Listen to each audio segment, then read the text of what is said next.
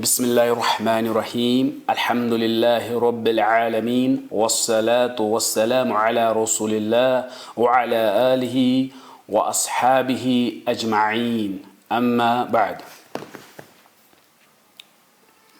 کہاں سے کرنا ہے؟ آیت نمبر 3 آیت نمبر 3 سے کریں گے انشاءاللہ.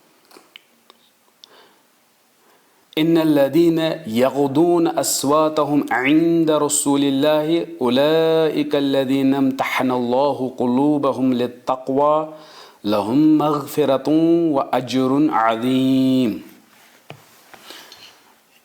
اس میں جو پہلے شرح المفردات کچھ الفاظ دیکھو، آپ ترجمہ آپ قرآن سے کوئی بھی دیکھ لو. جہاں تک ہم جب ان الفاظوں کو کریں گے، ان کی گہرائی میں جائیں گے، تو آپ کو بیک گراؤنڈ ویو زیادہ اچھی آئے گی کہ الفاظ یہ میننگ کیسے. اگر میں ابھی کہوں گا یغضون کا مطلب ہے یہ، تو پھر ہم اگزامپل دیتے ہیں قرآن کے ساتھ بھی کہاں تک یاد رہے. جی یہاں پہ ایک الفاظ ہے یغضون اصواتہم، یہ ہے غد یغض سے. غد یغض کا مطلب ہے نیچے رکھنا، پست کرنا. ٹھیک ہے، جیسے جب مومن اپنی نظریں نیچے رکھتے ہیں تو اس میں بھی استعمال ہوا ہے. قل للمؤمنین یغضوا من ابصارہم. غد یغض پست کرا، نیچے کرو، نظریں نیچے کرو، تو غد استعمال ہوگا. ٹھیک ہے، تو یہاں پہ نظریں نیچے نہیں ہوا، یہاں پہ آوازیں نیچے کرو. تو قرآن نے نظریں نیچے کے لیے غد یغض کیا ہے، نیچے رکھو نظریں، آواز نیچے رکھو، تو اس کے لیے بھی کیا ہے. اور اگر آواز کو بلند کرنا ہے تو ہم نے دیکھا رفع استعمال کیا ہے. ٹھیک ہے، تو اس سے یاد رہتا ہے پھر یہ. تو غد یغض نیچے، تو کیا کرنا ہے؟ نیچے اپنی آوازوں کو نیچے کر لو. عند رسول اللہ، رسول اللہ صلی اللہ علیہ وسلم کے سامنے اپنی آوازوں کو نیچے کرو، جو ہم نے دیکھا ابوبکر عمر. لہٰذا ہر ایک کے لیے اپلائی ہوا کہ رسول اللہ کے سامنے آپ آواز پست رکھو. پہلے ہم صرف الفاظ دیکھ رہے ہیں، شرح بعد میں. پھر کیا ہے؟ اولئک الذین امتحن اللہ قلوبہم للتقوی. تو جنہوں نے اب نیچے رکھے ہیں نظریں، یہ حکم مانا ہے، تو یہ کیا ہے؟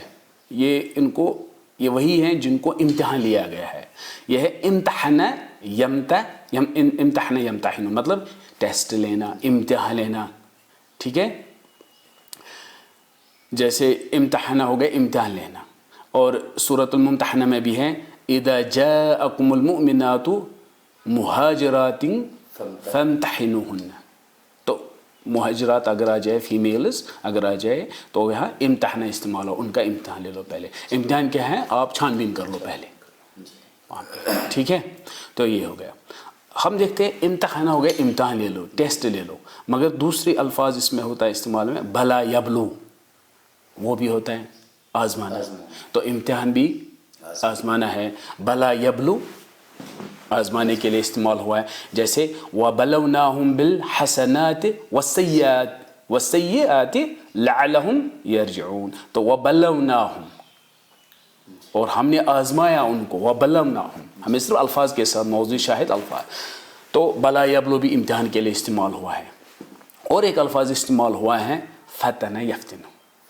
فتن یفتن، تو تینوں الفاظ استعمال ہوتے ہیں، مگر فتن یفتن اس میں زیادہ اور میننگ ہے. تو اس میں تھوڑا سا ہم دیکھیں گے، تاکہ الفاظ اگر ایک جگہ آپ نے اچھی طرح سیکھا، دوسری جگہ پھر آپ آرام سے اس کو استعمال کر سکتے ہیں. فتن یفتن ہوتا ہے سونے کو جب ہم آگ میں ڈالتے ہیں، اس کا ٹیسٹ کرنے کے لیے، یہ اوریجنل ہے کہ ملاوٹی ہے اس میں، یا اس میں جو ملاوٹ ہے وہ باہر نکالے، تو اس کے لیے استعمال ہوتا تھا اس زمانے میں بھی فتن یفتن. تو یہ اصل میننگ اس کا. فتن یفتن کیا ہوتا ہے؟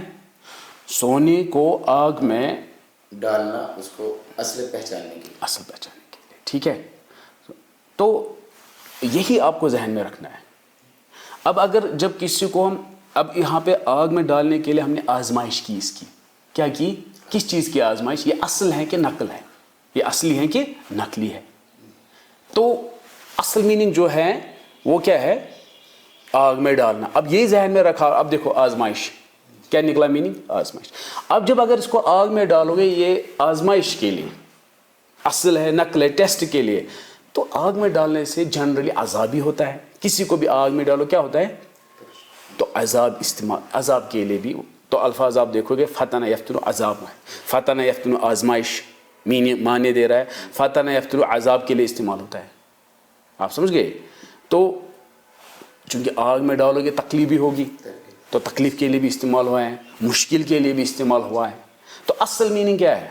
آگ میں ڈالنا، تاکہ کھرا اور کھوٹا سمجھ آئے. تو یہ پھر انیا جیسے میں ایک دو ایگزامپل دوں گا، باقی آپ دیکھ سکتے ہو. جیسے آزمائش، اب فتنہ یفتنو، اب میں نے کہا آگ میں ڈالو، مگر میں نے کہا آزمائش ہے، ٹیسٹ کرنا ہے سونے کو، تو آزمائش کے لیے استعمال ہوا ہے. وَاعْلَمُوا أَنَّمَا أَمْوَالُكُمْ وَأَوْلَادُكُمْ فِتْنَةٌ، اور جان لو کیا کہ جو آپ کا مال ہے، اولاد ہے، وہ فتنہ ہے. تو یہاں پہ فتنہ کا مطلب کیا ہے؟ آزمائش. تو یہ جیسے سورہ انفال آیت نمبر 28 میں ہے. اب دیکھو آزمائش اس یہاں انہوں نے معنی دیا ہے. اب دیکھو عذاب کا معنی اس کا فتنہ یفتنو عذاب میں بھی استعمال ہوتا ہے. فار ایگزامپل سورہ ذاریات آیت نمبر 13 and 14 کیا ہے؟ یوم ہم علی النار یفتنون، کیا ہو گیا؟ اس دن ان کو آگ میں عذاب دیا جائے گا. ٹھیک ہے، آزمائش نہیں ہوگی ان کی، عذاب دیا جائے گا. پھر کیا کہیں گے ان کو؟ ذوقوا فتنتکم، تو چکھ لو آج آپ اپنا عذاب. تو یہاں پہ عذاب کے لیے استعمال. اور جیسے میں نے کہا یہ پھر استعمال ہوتا ہے گمراہی کے لیے بھی.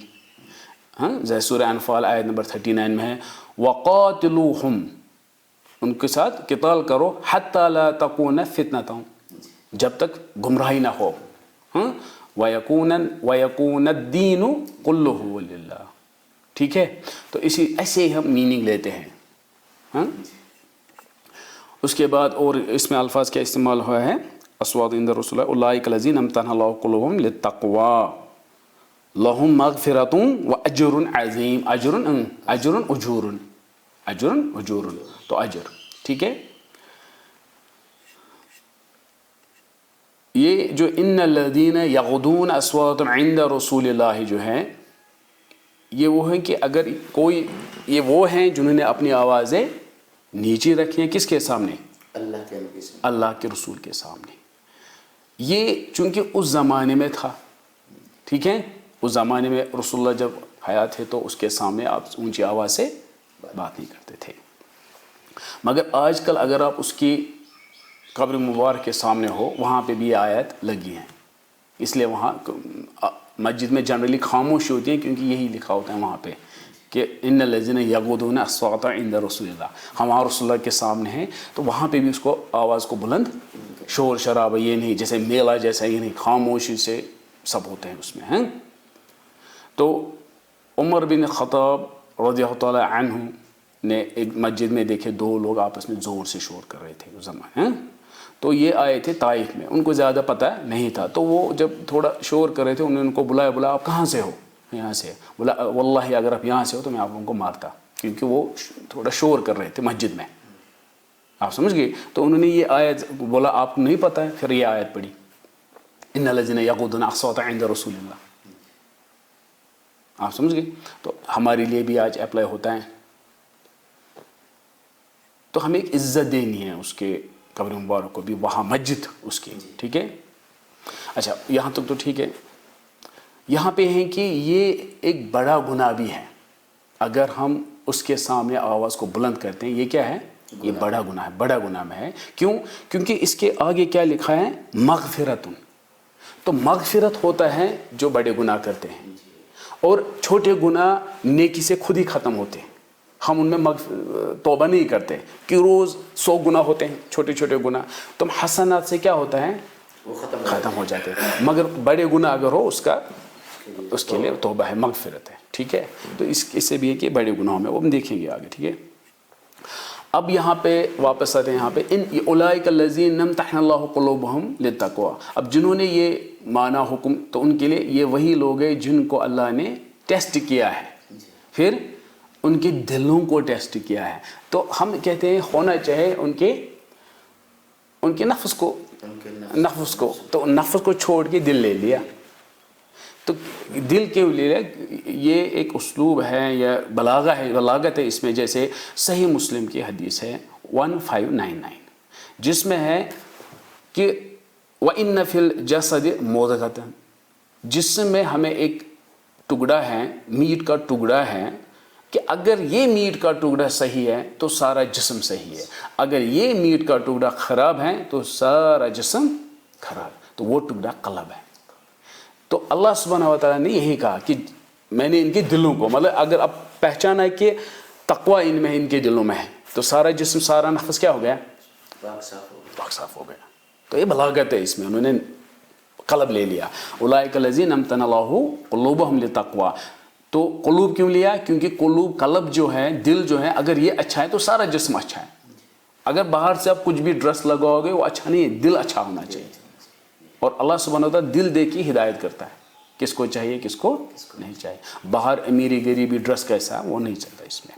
اور دوسری، اور ایک عرب لوگوں میں ایک کہاوت بھی مشہور ہے، الذهب يمتحن بالنار، سونا جو ہے اس کو پرکھا جاتا ہے، ٹیسٹ کیا جاتا ہے آگ سے، والرجال بالتجارب، اور آدمی کو کس سے؟ ٹرائل سے، آزمائشوں سے۔ تو یہاں اللہ نے آزمائش کی، ٹیسٹ کیا، امتحان کیا، کیوں؟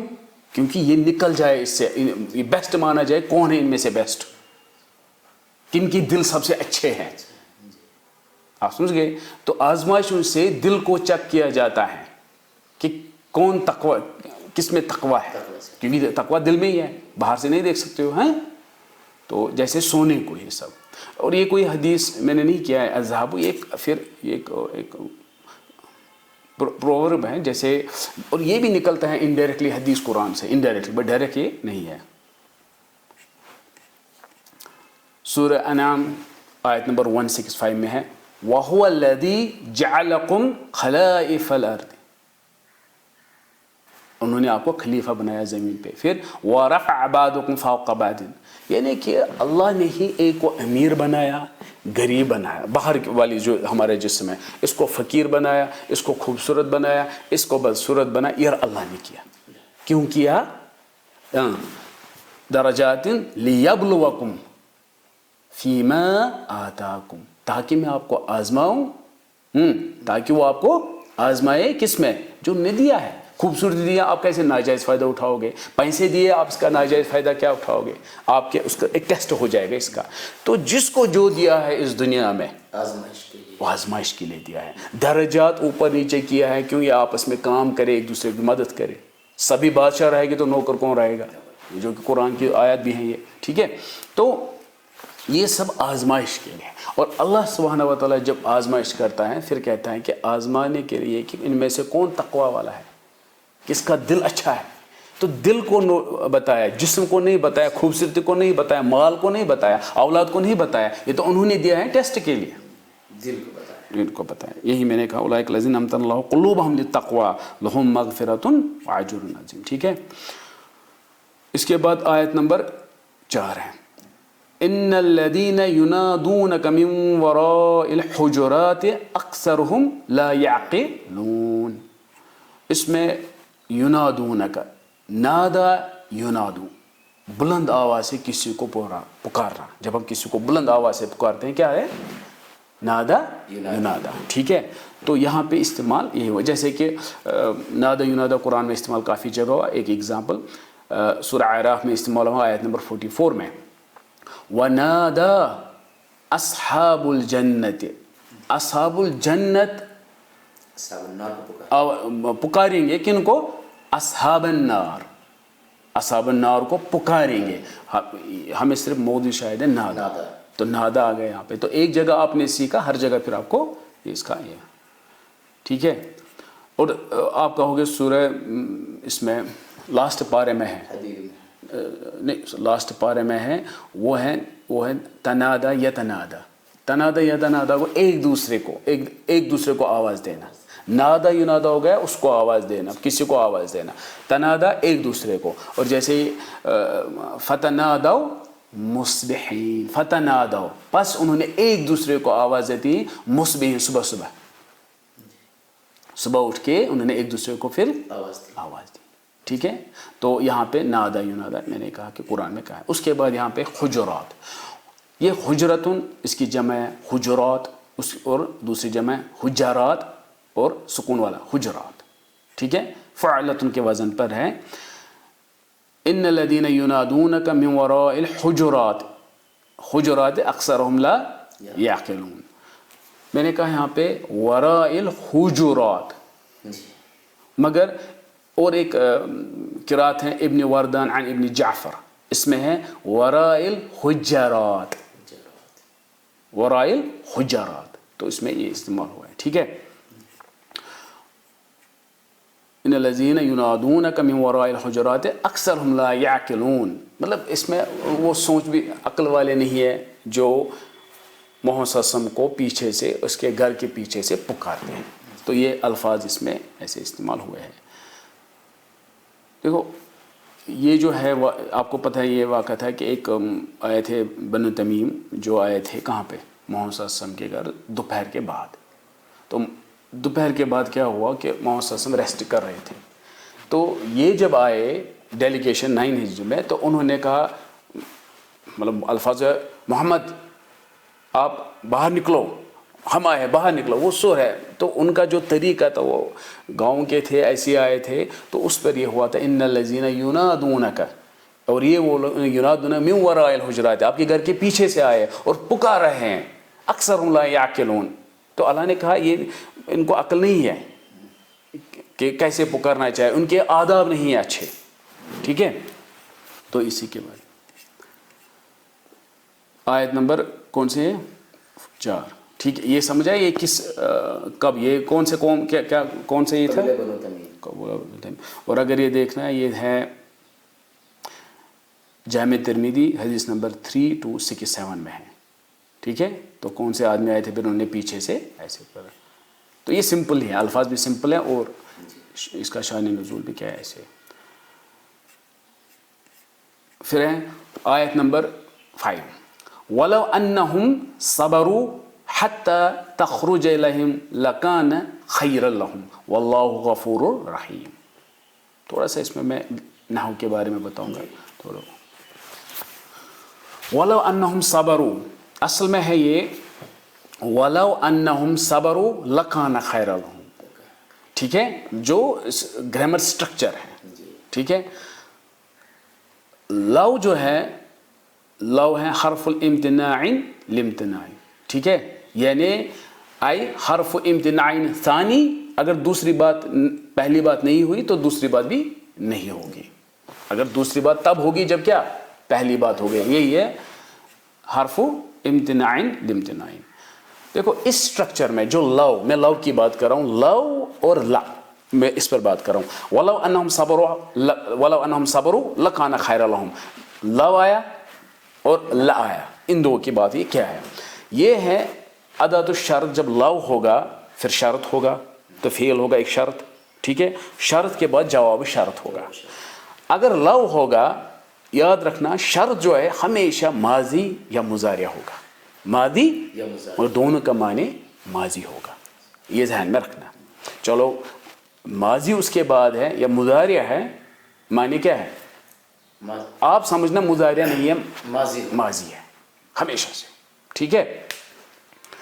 اس کے بعد جواب شرط اگر مثبت ہوگا، پازیٹیو ہوگا، تو اس میں لا آئے گا ضرور، واجب. اور اگر کیا ہوگا منفی ہوگا تو اس میں آپ چھوڑ سکتے ہو، یہ واجب نہیں ہے، لا چھوڑ سکتے ہو. اسٹرکچر سمجھ آیا اچھی طرح؟ اب دیکھو میں قرآن کی مثالیں دیتا ہوں. پہلے میں عربک مثال دوں گا. میں کہوں گا لو اکلت هذا الطعام الفاسد، اگر آپ یہ خراب کھانا کھاؤ گے تو کیا ہو جائے گا؟ لمرضت، لمرضت، آپ بیمار پڑو گے. تو میں نے کیا کہا؟ لو، پھر میں نے کہا اکلت، ماضی استعمال کیا، پھر لمرضت، لا میں نے ضروری لگایا، لو لا. ٹھیک ہے. اور اب دیکھو قرآن کی آیت ہے، اسے یاد رہے گا.